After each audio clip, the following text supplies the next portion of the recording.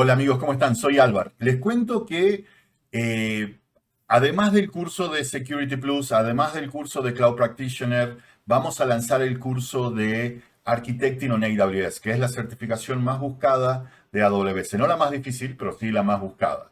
Esa certificación a mí me cambió la vida y me consiguió trabajo para Amazon durante años, ¿no? Eh, entonces, mientras vamos preparando el curso, tengo algunos amigos que están de la comunidad, que están preparando el examen para la certificación. Entonces decidimos tener como un conversatorio, 1 hora por día, donde vamos hablando de algún tema en particular. Así que vamos a cubrir y vamos a hacer un montón de deep dives de arquitecturas. Entonces, por ejemplo, vamos a hablar de cómo escalar a los primeros 10 millones de usuarios, vamos a hablar sobre RTO, RPO, vamos a hablar de alta disponibilidad y resistencia a fallos, vamos a ver deep dives en alguno de los servicios y cómo se interconectan entre sí. Todo esto para ayudarlos a poder pasar el examen de AWS de Solution Architect asociado y también les puede llegar a servir para el profesional, que sería el próximo curso que vamos a alargar después de estos cursos preliminares que estamos creando. Así que espero que les guste. Se registran, nos recomiendan, por favor.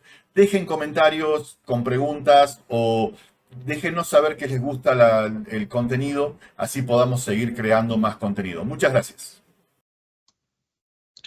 La idea de esto que te voy a mostrar ahora, está basado en una charla de AWS Sí, veo. que está disponible en YouTube y que te la Sí. recomiendo muchísimo. Para mí es una de las mejores charlas y es un clásico. Hay 25 versiones de esta charla, una por año de reInvent, y cada una de ellas fue hecha la, con lo que había de tecnología en ese momento. ¿Entendés? O sea, Sí. eh, vamos a ver una y dice, bueno, dice Lambda, y en una época no existía Lambda, ¿me entendés? Y aún así se hacía esta charla de cómo escalar a tus primeros 10 millones de usuarios. Y la idea es ver cómo evoluciona una arquitectura. Entonces, digamos que empezamos con un usuario y tenemos nuestro DNS. Voy a Ujú. cambiar el color para que se vea más claro, que es Route 53.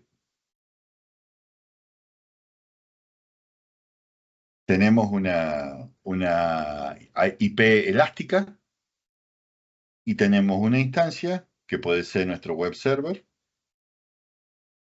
y tenemos una base de datos. ¿Por qué tenemos esta IP acá elástica? Porque si yo llegase a perder esta máquina, yo en teoría podría lanzar una nueva máquina y pegarle esta dirección IP. Y como Sí. ese récord ya está esa IP, es mucho más fácil y es mucho más rápido. Es más, si queremos empezar a tener alta disponibilidad, estamos dentro de la misma zona de disponibilidad en este momento, pero podríamos dejar corriendo esta máquina sin IP y cuando esta falla, podemos pasarle la IP y el tiempo de recuperación sería menor. Entonces, eso Exactamente. no cuesta nada. O sea, literalmente lo más básico que podemos tener y tenemos un usuario o digamos que esto es nuestro MVP, nuestro Minimum Viable Product, nuestro producto mínimo viable.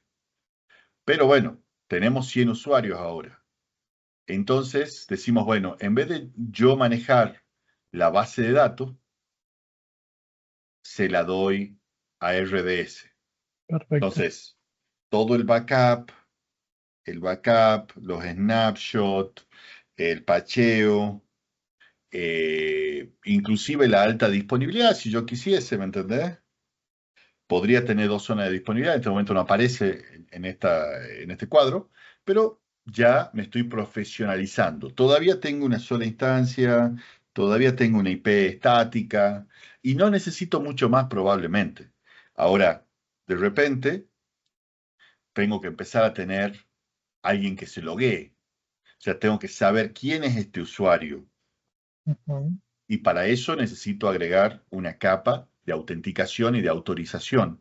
Entonces, Cognito viene muy bien ahí. ¿Por qué? Porque en dos patadas lo lanzás, lo conectas a tu aplicación, podés tener usuarios locales, o sea, si el usuario no tiene cuenta en ningún lado y se quiere registrar, se registra, maneja el registro, me olvidé la contraseña, el multifactor, lo maneja todo Cognito. Por una módica suma que inclusive creo que una cosa así como los 5.000 usuarios únicos mensuales no tienen costo. Arriba de eso tiene un costo. Entonces vos podés tener tu aplicación, si estábamos en 100 usuarios creo en este momento, Sí, estamos bien. Es más, podés tener 10.000 usuarios, pero si solamente 500 se conectan o 5.000 se conectan al mes, seguís no pagando nada. La cantidad de vale. usuarios no importa, sino los usuarios únicos que se loguean por mes. También podés poner tu logo, podés poner tu branding ya, ¿no? Entonces está bueno. Y también tiene federación. ¿Qué significa? Bueno, si este usuario tiene cuenta con Google, se loguea con Google. Si tiene cuenta con Facebook, se loguea con Facebook. Si le quiero dar servicio a una empresa que ya tiene algún tipo de proveedor de identidad SAML, lo conecto sin ningún tipo de problema. Y al mismo ¿Qué es tiempo, SAML? SAML es Security Assertion Markup Language. Es un lenguaje de interconexión que es como un estándar. O sea, hay dos estándares al día de hoy que vos podés usar para loguearte. ¿Viste? Cuando vos vas a una página y te dice logueate con Google. Sí, O vas señor. al televisor y te dice escanea este código QR, pone tu usuario en el teléfono y automáticamente te logueo en el televisor. Bueno, eso es SAML también. Muy Y bien. básicamente te permite que un proveedor de identidad, ponerle Azure AD o Entra AD, vos podés tener los usuarios acá y básicamente el SAML tiene ese protocolo que te permite que vos le digas a Cognito, ¿sabes qué? Vos no manejás mis usuarios, lo maneja este Azure AD. Entonces, básicamente, el usuario vive en otro lado, pero se loguea y se federa a través de Cognito para poder entrar a tu aplicación. ¿Se entiende? Sí, sí. También te da credenciales de AWS. ¿En qué sentido? No es que vos te vas a loguear a la consola, pero básicamente, si yo vuelvo acá atrás a mi aplicación que estaba acá arriba, yo me logueo, ponele con Azure ID, por SAML, voy a Cognito, Cognito me da una credencial de AWS y esa credencial de AWS, ponele que me permita, bueno, en este caso no funciona con RDS, pero ponele que haya un S3 acá abajo, que ya vamos a ver para qué lo usaríamos, y esas credenciales pueden ser usadas para yo poder leer los datos que están en S3. ¿Sí? Bien. Entonces, todo eso lo maneja Cognito y es una capa que te viene bien. Entonces, Una digamos que bestia. ya tenemos Cognito y ahora tenemos que seguir creciendo. Y vamos a los 1.000 usuarios. Y esto Bien. ya se empieza a ver mucho más profesional de lo que se ve en las arquitecturas anteriores. Exactamente. Tenemos dos zonas de disponibilidad. Seguimos estando dentro de una sola región, ¿sí? Mm. Pero tenemos dos zonas de disponibilidad. Tenemos un balanceador de carga. Fíjate que el balanceador de carga no está en ninguna zona de disponibilidad. En realidad, el balanceador de carga está en toda la zona de disponibilidad, si vos querés. Entonces, es altamente disponible. El load balancer es un servicio regional. O sea, si la región se cae, el load balancer se cae. Pero Sí. si se cae una zona de disponibilidad, el load balancer no se cae. Tenés instancias que pueden ser tu web server y tenés un RDS que es una primaria y una secundaria. Obviamente, lo que sucede en este caso, porque esto es SQL, es que todos escriben y leen a la primaria. Ujú. Si esta se cae, esta se transforma en la primaria, estas van a seguir escribiendo a la nueva primaria y eventualmente esto se destruye y se crea otra secundaria, o bueno, sí, porque esta se promueve para acá, y esta queda acá, y volvés a tener una primaria y una secundaria. Bien. Ahí cuando te pasa algo de eso, Esto es un DNS, El, así que sí, no hay que hacer nada, básicamente. bien.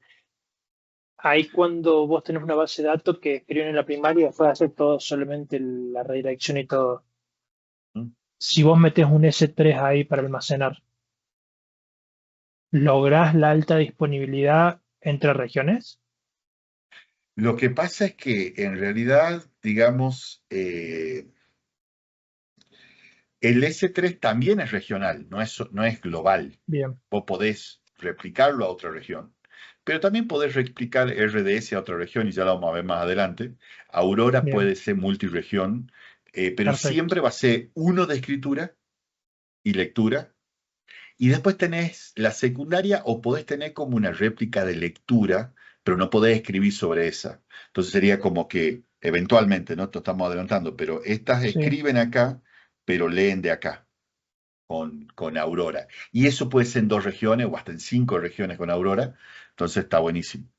Este, entonces, después pasamos a los 10.000 usuarios.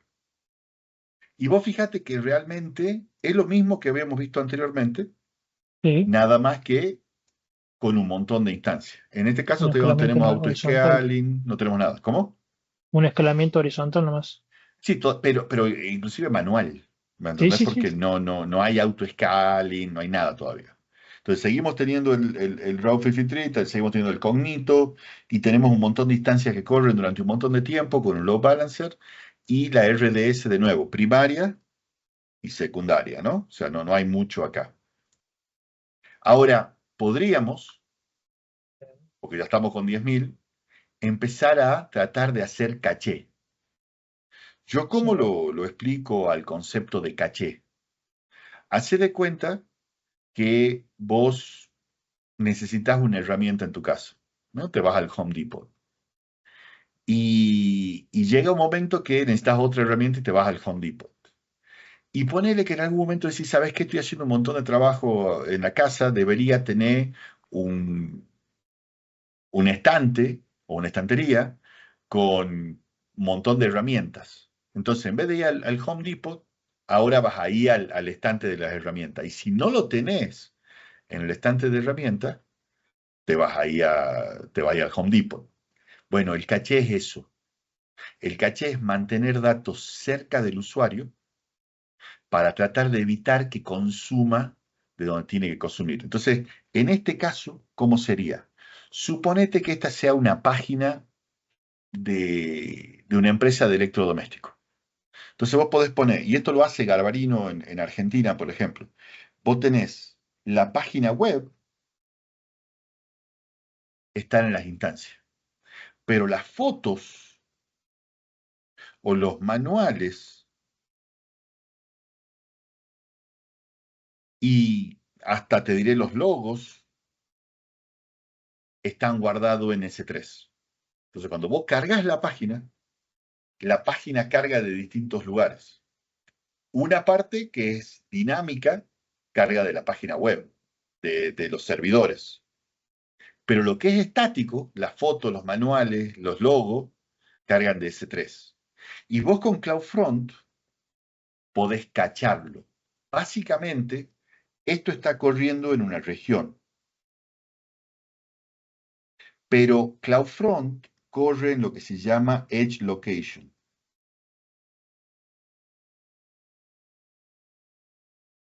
¿Qué es el Edge Location? Son data centers chiquititos, más cercanos, son puntos de presencia de AWS en otros data centers, inclusive, de otros proveedores, para estar cerca del usuario. Entonces, el ejemplo de caché es siempre el mismo.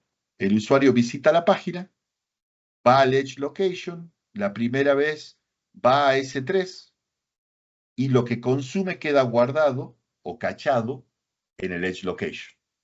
La próxima vez que un usuario o el mismo usuario va a visitar la página, todo carga mucho más rápido. Los fotos, los logos, el formato de la página carga instantáneamente. ¿Por qué? Porque lo está consumiendo desde el Edge Location. Hasta que llega el resto, que es lo dinámico, al usuario le parece que carga mucho más rápido. sí, ¿Por qué? ¿Y por qué no?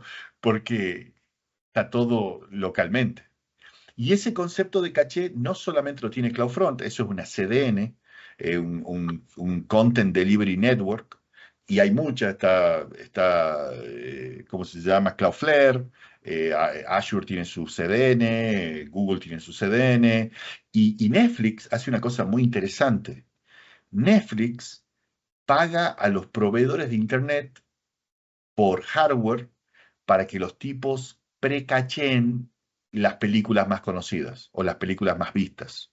Entonces, ¿qué es lo que vos ganás con el caché? Bueno, ganás dos cosas.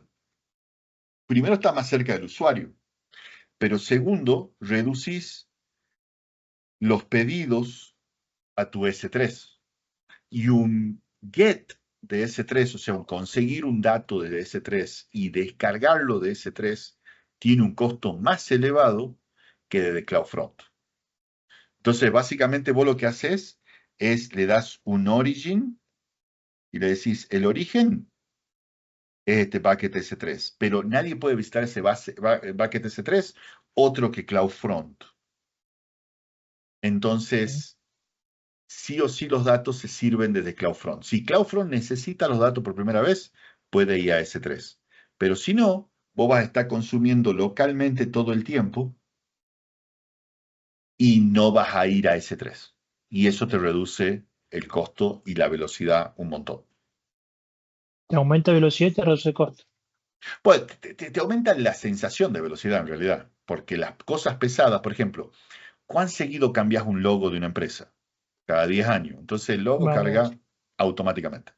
Las fotos, los manuales, las animaciones, todo eso que puede ser estático, puede tranquilamente ser cachado. Ahora, cuando vos haces una búsqueda dentro de la página web del e-commerce, eso es dinámico. Eso yo no lo puedo precachar, No.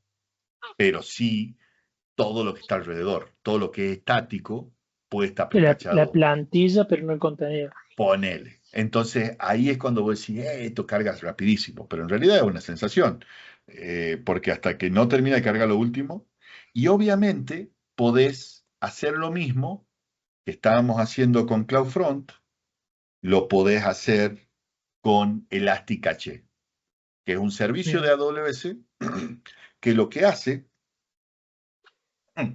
que lo que hace es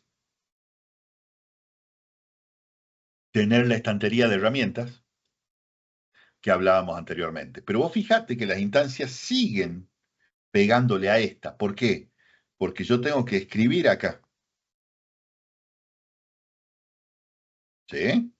¿Sí? Pero puedo leer de acá. Y eso, ¿qué gano yo con eso? Bueno, literalmente, Te en mi comprimís instancia, todo.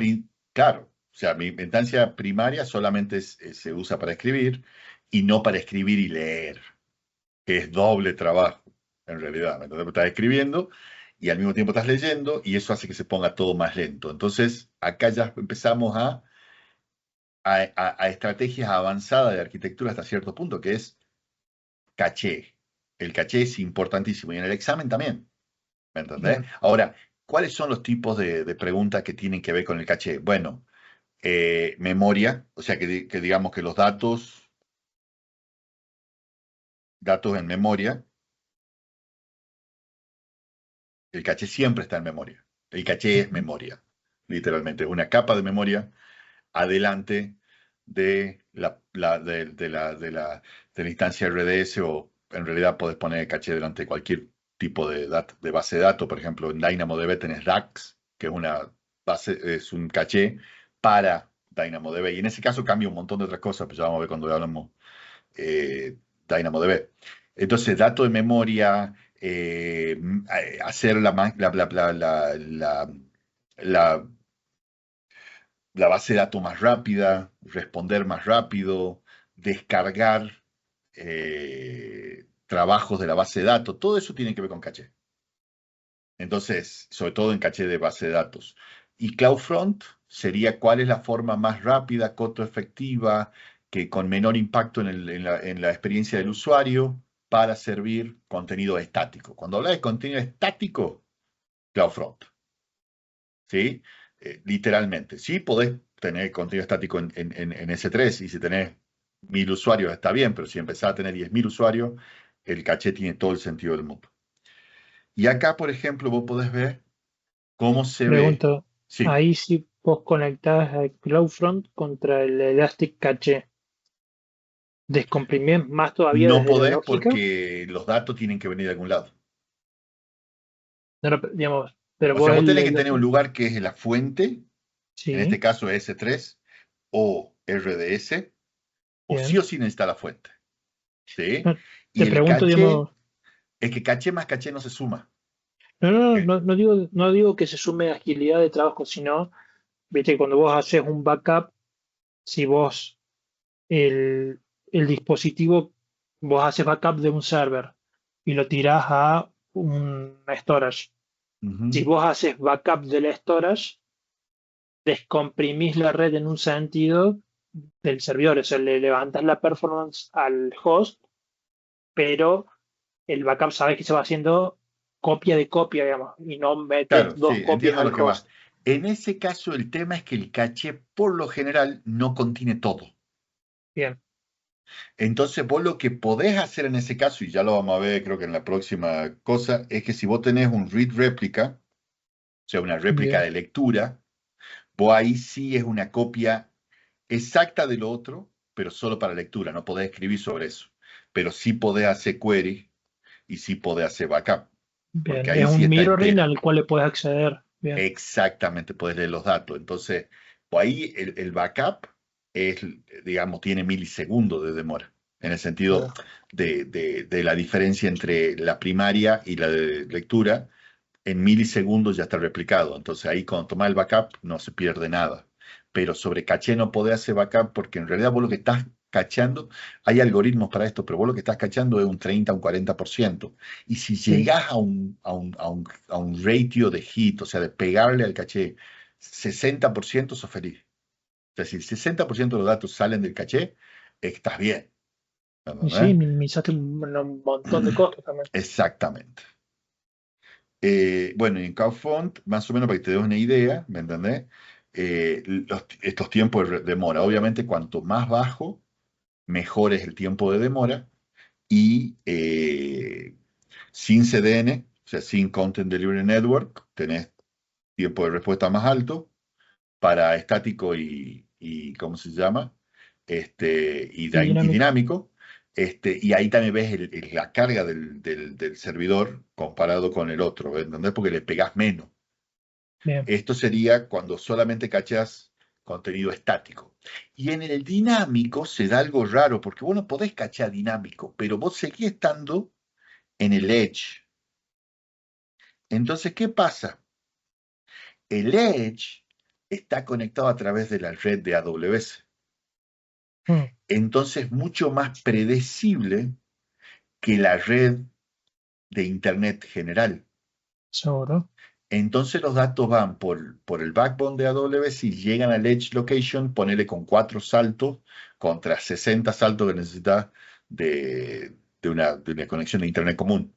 Entonces, también te da que la respuesta es mejor, inclusive hasta con contenido dinámico, solamente porque estás utilizando el pipe de AWS en vez de utilizar el pipe de tu proveedor de Internet, digamos. Sí, al final sí seguí utilizando tu proveedor de Internet, pero solamente del edge location que ya es más cercano. ¿Entendés? Entonces, como que agilizás un montón el tráfico. Y ahí puedes Eh, hacer algo híbrido. sí, vos podés poner la página web como origin de CloudFront y decirle a CloudFront, manejalo vos. Y CloudFront optimiza. ¿Me entendés? Ahora, si vos pones que solamente guarde el contenido estático, solamente optimiza el contenido estático. ¿Me entendés? Entonces, Sí, sí. poner el dinámico tiene su ventaja. Bueno, llegamos a 500.000 usuarios. Entonces digo, ok, está complicado.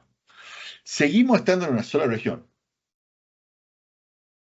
Peligro. Y la verdad es que la verdad depende. Porque, a ver, vos podés, pensarlo bien, vos podés tener 500.000 usuarios y ser una empresa colombiana o argentina. ¿Para qué necesitas otra Claro. región? ¿Me entendés? O sea, no lo necesitas por una cuestión de velocidad o de acceso, porque todos tus usuarios están en el mismo lugar. Ujú. O puedes tener 500.000 usuarios en una empresa mexicana. Sí, No tiene que ser global. ¿Me entendés? Incluso puede tener 10 millones de usuarios y ser una empresa mexicana.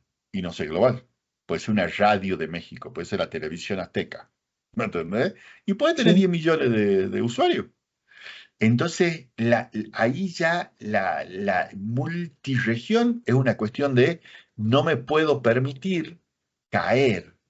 caerme, ¿me entendés? Pero no necesitas multiregión la mayoría de las veces. Que vos necesites multiregión generalmente es como, y El ese es HA y otro, no performance. sí, pero hay otro, mañana podemos hablar de Disaster Recovery, o sea, el RTO y el RPO, que son conceptos importantísimos en el examen también, que Bien. no van de la mano con este, pero sí van de la mano. Pero vos podés necesitar multiregión por una cuestión de latencia. Ok, te entiendo.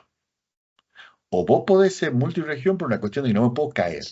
¿Por qué? Porque si me caigo, el costo de mi marca es más grande que el costo económico de tener otra región. ¿Entendés? Pero vos cuando Sí, empezás a tener multiregión tenés un montón de otros problemas. Porque los datos tienen que llegar de una región a otro y tus datos tienen que ser consistentes en algún punto.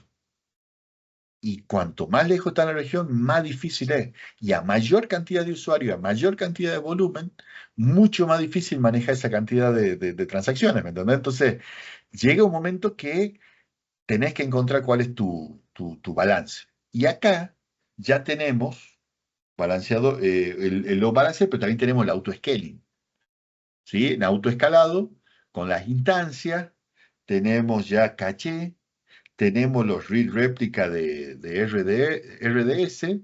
Y voy a decir, ¿cuál es la diferencia entre read replica y RDS y read replica y caché? Ya lo vamos a ver. Y acá tenés la primaria, acá tenés la secundaria, tenés otra read replica, tenés otro caché. La diferencia entre RDS instance, o sea, la primaria, y la réplica es que una es para escritura y otra para lectura. Hasta ahí estamos bien. claros. ¿Sí? Y esta sincronización acá es para alta disponibilidad. O sea, vos perdés esta, promoves a esta a primaria y a la mierda. Ahora, la read réplica es solamente de lectura. ¿Y entonces para qué se usa? Bueno, para hacer query. ¿Sí? O sea, vos si vas a buscar algo, che, quiero saber cuántos usuarios se han logueado hoy o cuántas ventas hemos hecho hoy.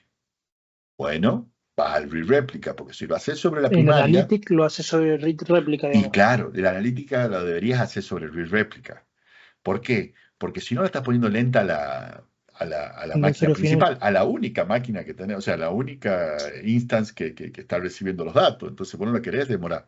Y el caché es distinto, porque el caché en memoria, la read réplica es otro servidor que tiene los mismos datos que la primaria, pero solamente sirve para lectura. El caché sigue siendo caché, sigue siendo en memoria y sigue siendo mucho más rápido. Vos podés poner caché delante de tu read réplica si la estás destrozando la read réplica sin ningún tipo de Mm, problema.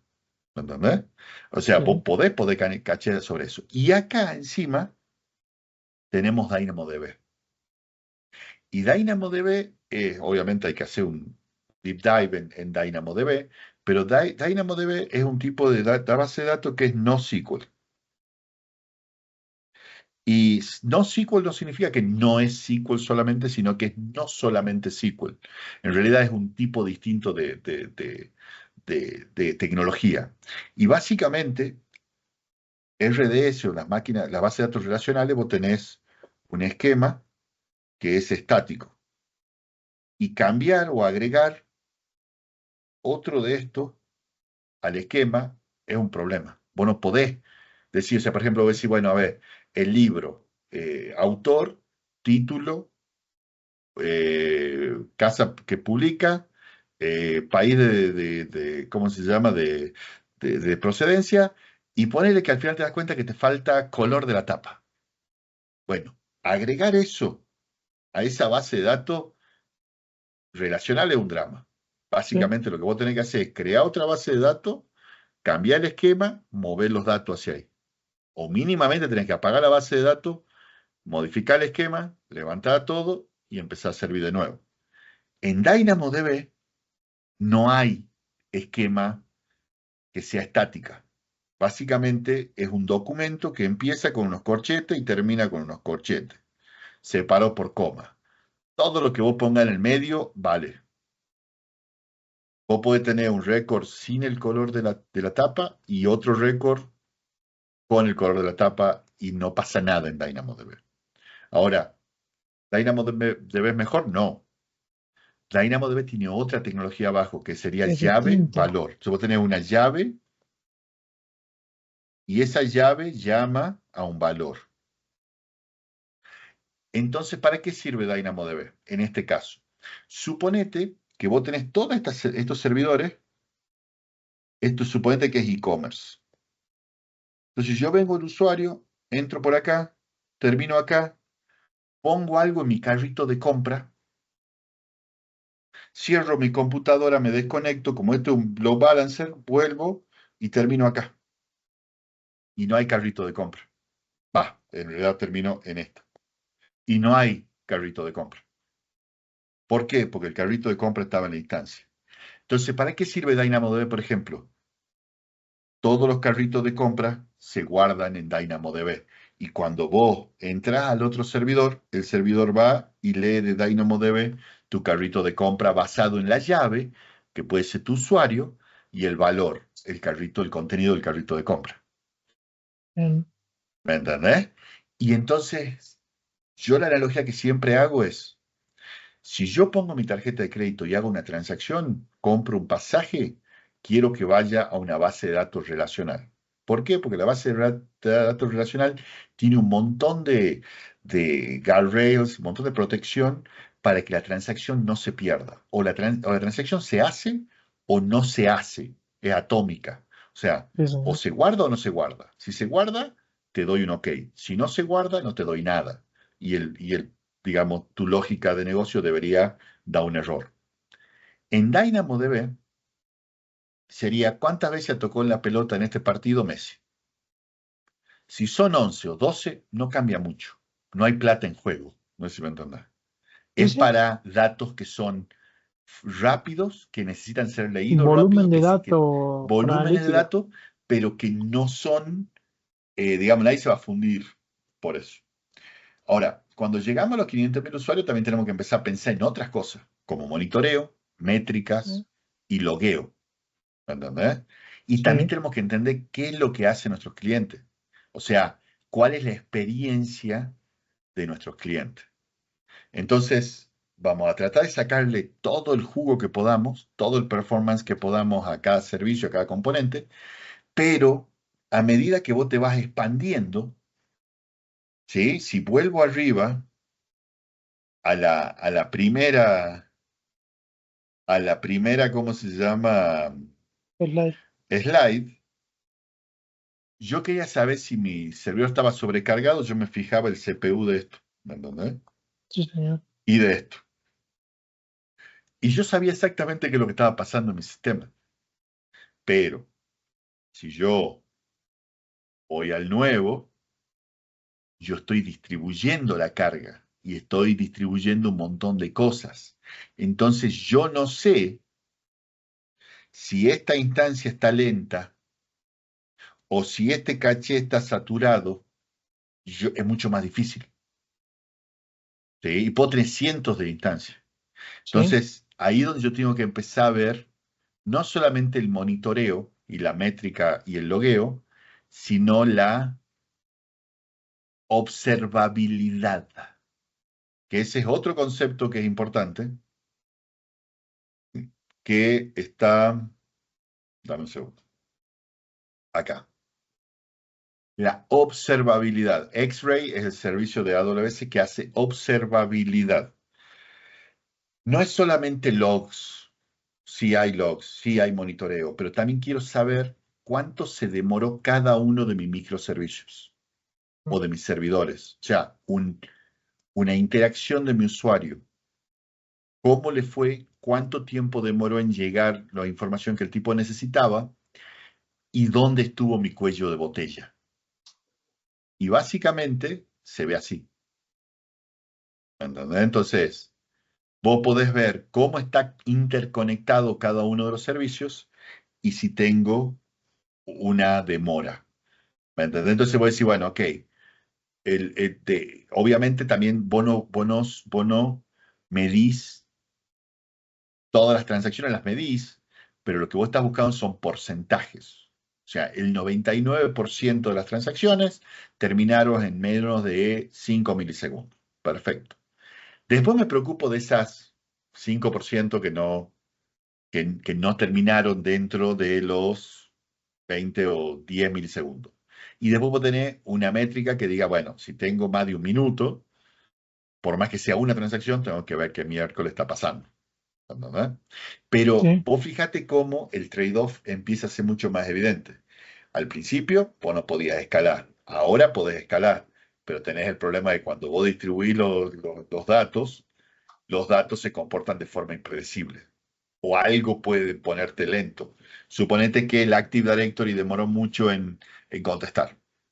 Bueno, ¿cómo lo sabes? Y no, con trazabilidad, con observabilidad.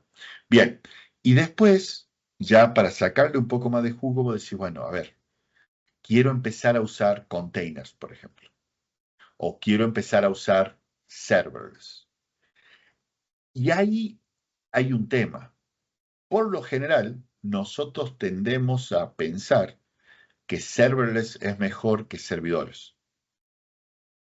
Y la respuesta ahí es depende. ujú, ¿Por qué? Porque estas instancias te cobran por hora,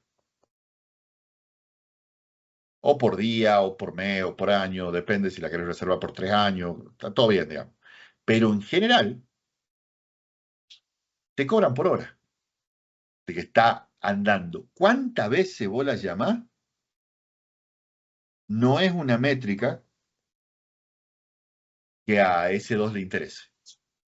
Siempre y cuando el CPU no pase al 500%. O ajá, sea, mientras no sature el CPU ni la memoria, yo te cobro por hora. A mí no me importa cuántas veces me has llamado. Pero en serverless, en Lambda, yo te cobro sí, por invocación. por hito, ¿Cómo? por hito. Claro. Entonces, tu decisión para mudarte a serverless tiene que ser entender tu tráfico. ¿Y a qué voy con esto?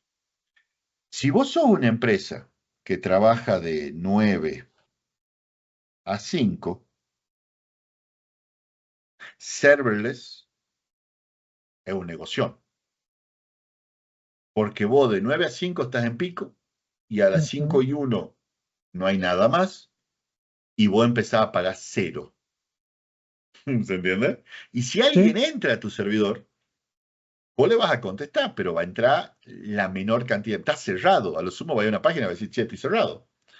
Pero aún así, si hiciese la transacción te va a costar una transacción, no es nada. Ahora, si yo tengo que quedarme y poner 24 horas mi servidor, me va a salir mucho más caro. Pero también lo podés hacer al revés. Si vos sos una empresa que está constantemente bajo ataque, bajo presión, bajo cantidad de visitas tremendas, ujú, serverless no te conviene, no, porque vas a pagar más. Entonces, imagínate que vos sos YouTube, que YouTube no usa AWS, pero digo, imagínate que sos YouTube. Entonces, cuando México se va a dormir, no sé, Australia se está despertando. Entonces, en realidad no estás nunca dormido y estás todo el tiempo bajo carga, una S2 te va a convenir mucho más que una lambda. Entonces, y eso es algo muy importante. Tu decisión para ir con serverless siempre va a tener que ver con tu patrón de acceso. Entonces, por ejemplo, si en la pregunta te dice, y tiene, su empresa trabaja de 9 a 5 y después de eso no hay tráfico, serverless. Usted está constantemente, recibe las 24 horas, visita, probablemente S2. ¿Sí? El examen tiende a preferir serverless, como la mayoría de las personas. Pero si la pregunta viene por la cantidad de visitas y no te conviene, no te conviene, tenés que ir con la otra. Y después Y está la ahí parte de si le container, metes el ¿sí? asterisco de seguridad. Bueno, Sí, evidentemente, a ver, evidentemente, el, el, el, el modelo de responsabilidad compartida, eh, vos tenés mucha más responsabilidad en la S2 y mucho menos responsabilidad en una lambda. exactamente. Entonces, obviamente por ese lado podría ser mejor. No quiere decir que Lambda no tenga vulnerabilidades, ¿me entendés? Te pueden atacar por ahí también, si tu código es vulnerable. Pero, en teoría, AWS pachea, cada vez que te llaman es un container distinto, una micro VM distinta con Firecracker. Entonces ya no te importa. Si hay una vulnerabilidad, la vulnerabilidad dura unos minutos. Si vos tenés una Bien, vulnerabilidad en la S2 corre las 24 horas. ¿Se entiende? Entonces, sí, obviamente, tu responsabilidad compartida es mucho más baja, tu responsabilidad es mucho más baja cuando usas serverless que cuando usas S2. El container es un concepto completamente distinto. ¿Sí? Y el container podés correrlo de las dos formas. Vos a SS y a EKS la podés correr sobre instancia o lo podés correr sobre Fargate, que sería un lambda, si se quiere, o un cómputo eh, serverless para containers. Pero el concepto del container es literalmente el contenedor que se usan en los barcos sí, para mandar los containers. Es algo que está estandarizado y que funciona y corre básicamente en cualquier lado. Entonces, ¿cómo es un Dockerfile, por ejemplo? Bueno, básicamente vos elegís el sistema operativo, se baja un mini sistema operativo básico, sin interfaz gráfica, mm, sin driver un de kernel. impresora, nada, y instalás la aplicación que vos querés, una aplicación. Entonces ese container es llamado o invocado a ese task cuando vos necesitas. Entonces, básicamente, en vez de patchar una máquina virtual, o estás usando mini cositas que son estos contenedores. Y lo mejor de todo esto es que cuando vos lo pones en tu computadora, corre bien. Se lo das a un servidor o a EKS o a SS y corre igual. Y se comporta exactamente igual como se comportaría en cualquier otro servidor. Entonces es intercambiable, es altamente compatible. Sí, ¿Entendés? sí, no Lo tenés la único, mamada del programador que te dice mi computadora funciona. Exactamente. La única cuestión que vos tenés que tener en cuenta acá, que no va a aparecer en el examen, pero en general en tu vida en containers, es que con, si vos creas un container con Windows, Sí, solamente puede correr en un servidor de Windows de containers. Si lo creas en ujú, Linux o en Mac, solamente puede correr en Linux. Y eso tiene que ver con lo que se llaman los ganchos, los hooks, que tiene el contenedor para interactuar con el sistema operativo. ¿Sí? Y obviamente, serverless es como lo preferido. Y tiene un montón de ventajas. ¿Sí? Por ejemplo, todos estos servicios son manejados por AWS y vienen con lo que vos esperás que venga. Escalabilidad, monitoreo, seguridad, pacheos, es lo mejor de lo mejor. ¿Sí? Entonces vos tenés API Gateway, que básicamente es una API, y detrás de esa API se puede esconder lo que vos quieras. Vos podés esconder detrás de API Gateway, podés esconder Lambda, podés esconder SNS, podés esconder Fargate, podés esconder SageMaker, podés esconder Step Functions, ¿sí? Obviamente, como parte del proceso serverless, vos podés invocar a SS o a Elasticsearch o cualquiera, o a Elemental Media Converter.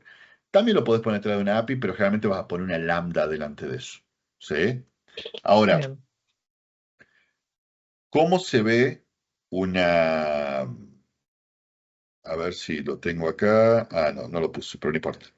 Y te iba a mostrar una arquitectura serverless pura. Ahora, en realidad, en la vida real, y sobre todo si llegas a 1 millón de usuarios, no vas a usar serverless solamente. Pero sí podés usar unos trucos que están muy interesantes. Por ejemplo, imagínate que esto es Amazon y llega el Black Friday. Vos tenés que pensar cuál es el objetivo de Amazon en el Black Friday. Black Friday. O sea, ¿qué quiere el Concretar la mayor usuario? cantidad de ventas Sí, ¿y qué quiere el usuario? Conseguir lo rápidas. que él busca de la forma más rápida. Pero no necesitas tiempo real. O sea, el producto no te llega en 10 minutos, No. te llega en un par de días. Ajá. Entonces, si el usuario entra, llega a la página, busca, mete los artículos a ponerle a DynamoDB En el ¿cómo carrito. se llama? Sí, en el carrito de compra, ¿sí? Y de Sí. repente el tipo hace la compra. Vos podés mandarlo a una cola de mensaje a la transacción, mandar un mail diciendo Para un se segundo. procesó tu compra, gracias por tu compra, pero en realidad vos no te lo has Sí. procesado. ¿Me entendés? Eso Exactamente. puede quedar en esa cola 24 horas si vos querés. Entonces vos no tenés que Sí. escalar. Vos podés escalar esta parte, que es el front, buscar los productos, la búsqueda, toda esa cuestión, el carrito de compra tiene que escalar la cantidad de usuarios, pero en el momento que vos haces la transacción puede quedar en la cola.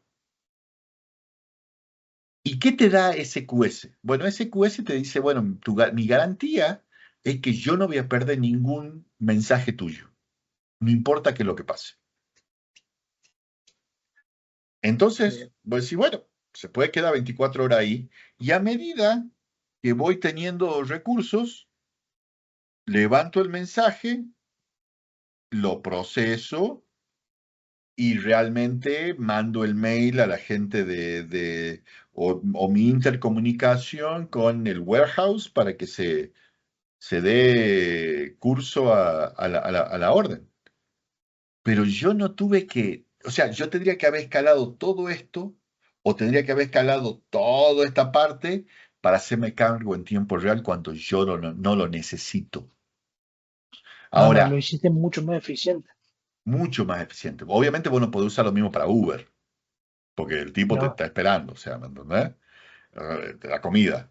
Pero para Amazon, sin ningún problema. Entonces, de ahí viene el hecho de que vos tengas que conocer los requerimientos. O sea, ¿cuáles son los Exactamente. requerimientos del cliente? ¿Qué es lo que queremos lograr?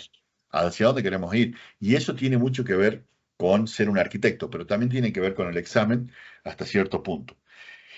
Después de los 5 millones, empezás a tener un montón de problemas. ¿Sí? O sea, y ahí es donde empezás, y generalmente el problema termina pasando en la base de datos, porque seguís teniendo el cuello de botella, por más que has puesto re-réplica, por más que has puesto caché, todo tiene que escribir en una sola instancia. Entonces, Sí, sí, estoy pensando cómo, dentro de lo poco o mucho que puedo saber, cómo haces para poder hacer eso, porque es como que empezás a pensar si tenés múltiples sitios con dominios, cosas, llamadas por zona, pero bueno, ahí está. Empezás con la cuestión de federación, por ejemplo, o sharding. Federación, básicamente vos decís, ¿sabes qué? La, no sé, la... fe- Amazon.com va por un lado, Amazon.com.mx va para otro. ni siquiera, vos podrías autos, ¿me entendés? Casas, Bien, ¿me entendés? O sea, como que micrositios. cada parte de tu servicio tiene una base de datos distinta. ¿Me Bien, entendés? Sería como agruparlos por qué es lo que vendemos. Sí, una Eso tiene un segmentación. problema. Si vos vendés un auto por día y vendés 100.000 case de iPhone, ¿me entendés? Bueno, tu base de datos va a tener carga distinta, Por supuesto. ¿me entendés? La otra cuestión es hacer sharding. Y el sharding sería como que, mira, de la A a la F, busca en esta base de datos. De la G a la O, busca en esta base de datos. ¿Me entendés? Pues no te queda otra. Bien. O escribí Pero vos ahí estás, básicamente lo que tenés es otra base de datos acá que es un index, Mm. que sabe a dónde ir, como un proxy. Entonces, cuando la comunicación viene de acá, va a pasar por este index y este va a decidir dónde escribe, dónde lee. ¿Entendés? Pero ya empezás a poner otras cuestiones. Pero lo que pasa es que no llegás a 10 millones. A mí depende de lo que Mm. estemos hablando, pero digo, ¿se entiende? O sea, cuando vos ya te empieza, como decimos en Argentina, ya te empieza, ya se le ve la costura. Ujú. Y hay otra cuestión, a ver, dame un segundo, a ver si la encuentro, que no la había puesto acá. Te quería mostrar la arquitectura serverless.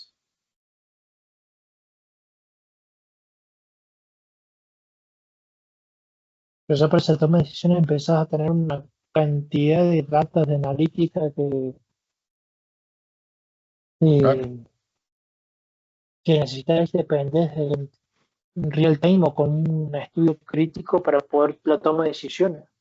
Y sí, bueno, que ya todo lleva tiempo, ya todo es molesto, ya el backup demora, ¿verdad? O sea, todo empieza, ya a ese nivel, todo tiene, Una todo razón de tiene ser que y que ver tenés con que eso. analizar todo. Y sí, acá hay un par de slides que había tomado yo y que no lo había agregado, que te voy a mostrar. Dynamo, acá, ok. Y acá hay una aplicación serverless. Ok. Entonces, en teoría, si me vengo para acá, debería estar esto por acá arriba. Acá está. Ok. Primero te voy a mostrar el- la aplicación serverless con eh, la aplicación serverless una aplicación web con serverless, ¿no? Entonces vos tenés el cliente o el usuario, ¿me entendés? Te lo guías con Cognito, Cognito te da un token o te da unas credenciales de AWS, consumís el sitio estático con S3 y este sitio va a tener un HTML, un CSS y un JavaScript. Entonces, el HTML te va a mostrar la página web. El Ujú. CSS es el Cascade, que lo hace ver un poco más lindo, más dinámico. Y el JavaScript eh, es un lenguaje que se ejecuta no en el servidor, pero en el cliente. Entonces, suponete que carga la página y vos decís, bueno, registrarme. Haces clic en el botón, el JavaScript usa las credenciales que vos has conseguido de Cognito, llama a la API Gateway y eso llama a una lambda y esa lambda escribe el contactanos o el registrate con nosotros, escribe en DynamoDB. O suponete que sea una encuesta o suponete que sea un voto por quién canta mejor en un programa de televisión. Ahora, Un el piloto del programa va día. una vez a la semana, el programa va una vez a la semana, vos pagó cero, si has tenido 1 millón de votos, has pagado por ese 1 millón de votos y se acabó. ¿Qué pregunta tenías? No, no, el piloto del día, el voto del piloto del día. Sí, literal. Eh, Acá, por ejemplo, también está el tema de SQS y SNS, toda la parte de desacoplar, que es lo que habíamos visto de lo que hace Amazon en Black Friday. Si Sí, vos la desacoplás. solución que le dieron a un incremento horizontal de instancias. Exactamente. El tema, Básicamente esto se transforma en algo, ¿cómo te puedo decir? En algo asíncrono, ¿sí? No Sí, esperes que se procese al momento, pero vos sabés que el dato no lo va a perder. ¿Me entendés? Es altamente disponible, escala a límites ilimitados, es seguro en el sentido que vos para poder escribir o leer de la cola necesitas autenticación, es simple en el sentido que llamás a una API, o sea, vos la instancia hace la llamada API getMessage y recibe el mensaje. Si el mensaje es levantado y no es procesado, ¿cómo sabe eso SQS? Bueno, fácil. Vos tenés que hacer get message y después de eso tenés que hacer delete message. O sea, la instancia tiene que borrarlo una vez que lo procesó. Si lo levanta y no lo borra, y lo levanta de nuevo y no lo borra, puede entrar en algo que se llama dead letter queue, que básicamente es otra cola con los mensajes fallados. Entonces, cuando la instancia llama, siempre se da primero los mensajes fallados para sacarse de encima los mensajes fallados, básicamente, los mensajes que no fueron procesados, literalmente. Y el problema que tenía SQS es que no soportaba FIFO. FIFO es first in, first out. Primero que pasado. entra, primero que sale. Ahora lo soporta, pero con un trade-off. Ya no es ilimitado en Bien. cuanto a mensajes. Porque si tenés FIFO, no te puedo dar ilimitado. Si te doy No, ilimitado, no no. te puedo dar FIFO. Y O ahí, sea, cuando metiste un FIFO, también tenés, deja de serlo cuando tenés un mensaje de error. claro, sí, literalmente. Y bueno, y también está el tema de la automatización. O sea, mucho de esto, mucho de lo que habíamos visto de estas arquitecturas como, a ver, para, ¿dónde está esto? Acá. Todos estos tipos de arquitecturas lleva un montón, lleva un montón de, ¿cómo se llama? De automatización. Al nivel de instancia, al nivel de base de datos, al nivel de failover, hay un montón de automatización que es necesaria. Entonces, vos podés tomar ciertas decisiones cuando se trata de automatización. Por ejemplo, vos podés usar Fargate, que es conveniente, pero tenés que aprender o tenés que saber containers. Elastic Beanstalk, que lo que hace es hostearte sitios web o aplicaciones automáticamente. AWS se encarga de todo.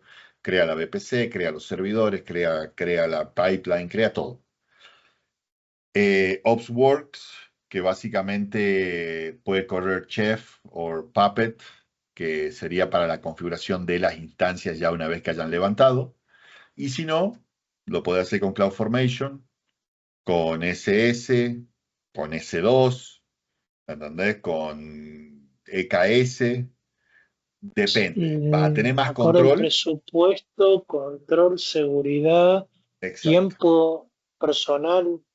Todo eso hay que tenerlo en cuenta.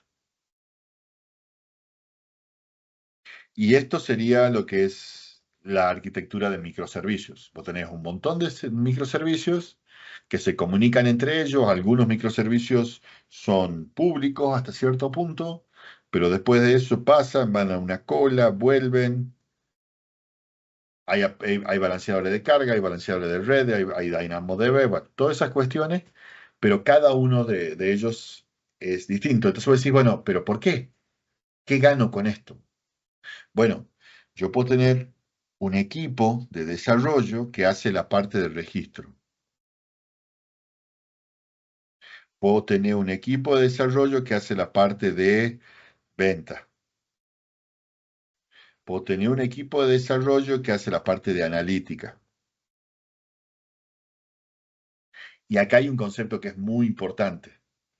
La API es un contrato. Cuando mi equipo de analítica se conecta con el de registro a través de esta llamada API, ponele, ¿No? yo acá adentro puedo agregar, borrar cambiar el sistema operativo, puedo hacer lo que se me cante. Siempre y cuando yo no cambie mi respuesta de la API. ¿Se entiende? O sea, el contrato es la API. Si este llama a esta API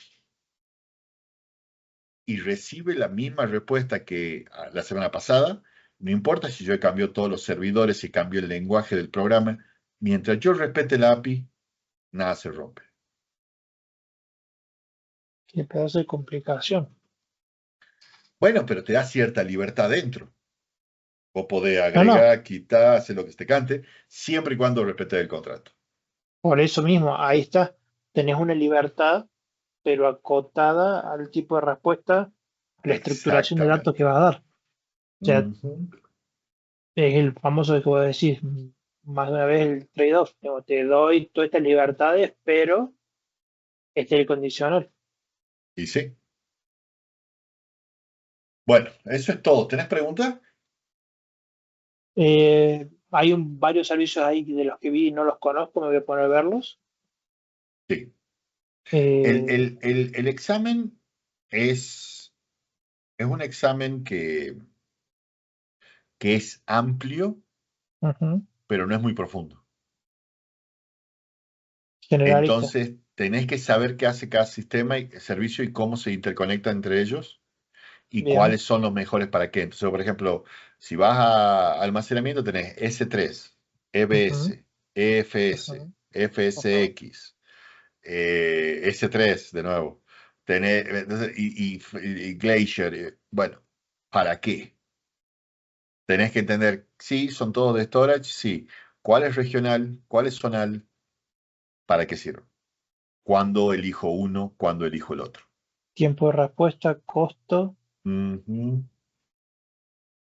Sí, y eso todo, el condicional te lo da la pregunta en base al ambiente que te plantea. sí, te puede decir, bueno, te puede dar un ejemplo y después te puede decir, bueno, ¿cuál es la forma más costo efectiva de? ¿Cuál es la forma con menos overhead? ¿Qué? Para. ¿Se entiende? Entonces, bueno, ¿Sí? menos overhead, serverless probablemente. Pero si la respuesta no hay ningún serverless, bueno, será RDS, o sea, algo administrado por AWS.